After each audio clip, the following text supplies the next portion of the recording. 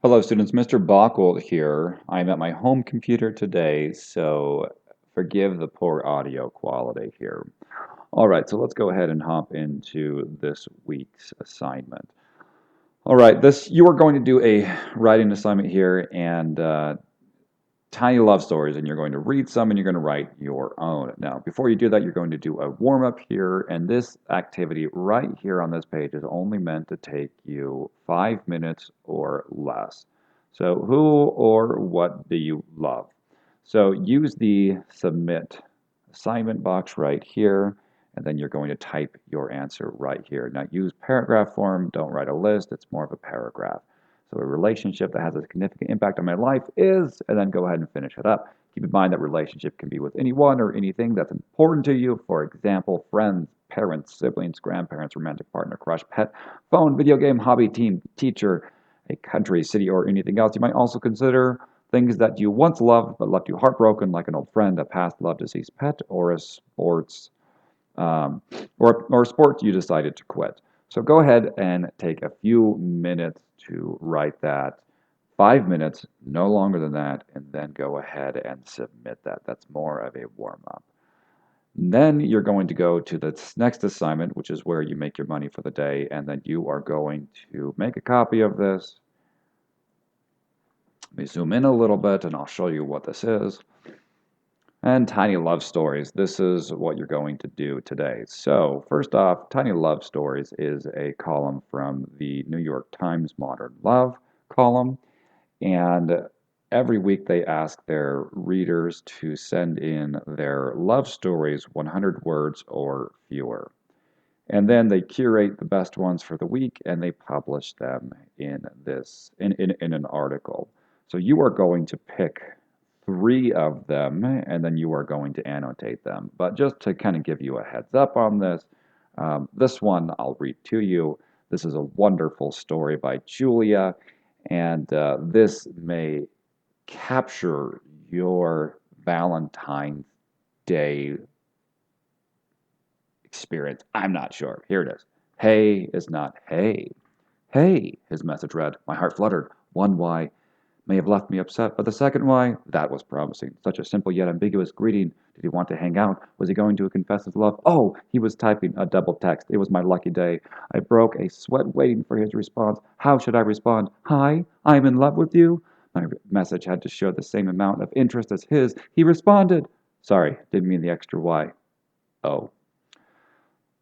Perfect love story right here. Has everything that a story actually needs. So you are going to pick three, not including this one right here, and three of the 15 that are left.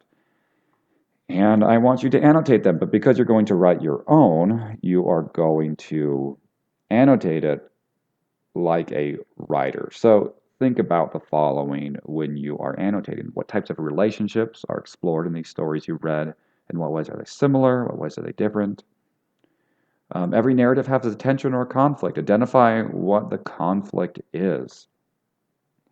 Another thing you could look at the first lines of each story as you read them. What do you notice about how the short essays begin? In what ways do they grab your attention?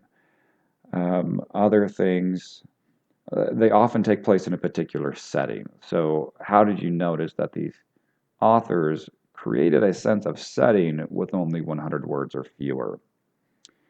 Think about the details that stand out to you the most. Why did you find them intriguing, funny, moving? Look at the last line of the stories you read. What do you notice about those? How did they end their stories? How did they have a writer's voice? And then finally, what writer's moves from any of the stories that you read do you admire that you'd like to try in your own tiny story? So remember, you're going to read three of these. For each story that you read, you should have at least two annotations for a total of 6 annotations. And remember, keep in mind that you're going to be writing your own. I want to quickly go over some of them. Sheltered Dog for Sheltered Hearts. Some of my favorite ones was this one, new announcement, new name, still ours. You get to pick whichever ones you want. Fleeing the Flames was interesting. Without him, oh my goodness, this one is heavy. It is very, very good, but it's heavy. Inseparable Twins was adorable. I love that one. Uh, No, wait. Inseparable Twins was really good. It was very sweet, very tender. Pierce My Ears, A Runaway was absolutely adorable. I loved this one. Food Equals Loved, I enjoyed. And then Strength Training. I enjoyed all of them. You get to pick three, read them, annotate them, 2 annotations per story. Once you're done reading and annotating, you're going to write your own. You're going to write your own tiny love story of no more than 100 words. It can be happy or sad, capturing a moment or a lifetime, but it must be true and about your own life. You might choose to write about a relationship you focused on in the warm up that you did earlier, or you may come up with something completely different. As you write, keep in mind the following writer's move you notice in the annotations and consider these tips. These tips are important. Don't underestimate the power of a reader's curiosity. This one is incredibly important. Without conflict, there is no narrative. That said, sometimes the conflict is resolved in a happy way. For me, a happy ending is when the writer understands something that he or she didn't before. A story can end sadly in that the storyteller doesn't get what he or she wants, but those aren't depressing endings to me as long as the person learns and can express that beautifully.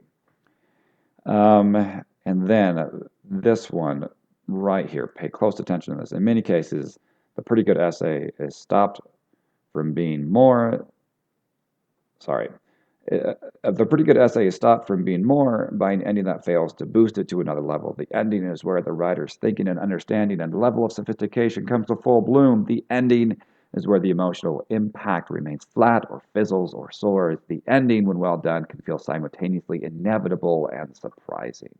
So you are going to come down here. You're going to write your own 100 word or fewer love, 100 words or fewer love story. If you copy and paste, or check it out. If you highlight it and you go to Tools, Word Count, right there, that's 64.